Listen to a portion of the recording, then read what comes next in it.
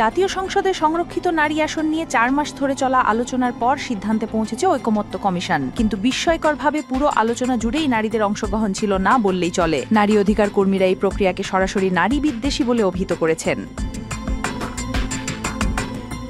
কমিশনের আলোচনায় BNP, Jamaat, CPB, Basad সহ অধিকাংশ দলই নারী প্রতিনিধি ছাড়াই অংশ নেয়। শুরু থেকে ঐকমত্য কমিশনে কোনো নারী সদস্য ছিল না। নারী অধিকার কর্মীরা বলছেন এটি নারী প্রতিনিধিত্ব ও অধিকারের প্রতি স্পষ্ট অবহেলা। ঐকমত্য কমিশনের আলোচনায় অংশ নেওয়ার নাম প্রকাশে অনিচ্ছুক একজন প্রতিনিধি বলেন, নারীদের সঙ্গে বেইমানি করা হয়েছে। আন্দোলনে নারীদের ঢাল হিসেবে ব্যবহার করে এখন সব জায়গা থেকে তাদের সরিয়ে নেওয়া হচ্ছে।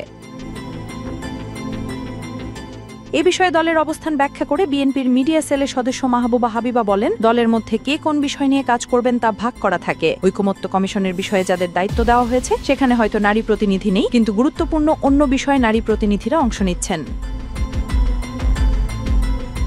ঐকমত্য কমিশন সংসদে 50টি সংরক্ষিত নারী আসন বহাল রাখার সিদ্ধান্ত নেয়। সঙ্গে দলগুলোকে মাত্র 5% আসনে নারী প্রার্থী মনোনয়নের অনুরোধ জানায়, যদিও এই বিষয়ে সব দল একমত হয়নি। বিএনপির 5% আসনে নারীদের প্রার্থী করার বিষয়ে একমত হয়েছে, তবে এতে আপত্তির কথা জানিয়েছে এনসিপি। তাদের দাবি, সরাসরি নির্বাচনে 15% আসনে নারীদের মনোনয়ন দিতে দলগুলোকে বাধ্য করতে হবে। নারী আসনের প্রস্তাব নিয়ে বাংলাদেশ জাসুদেরও আপত্তি রয়েছে।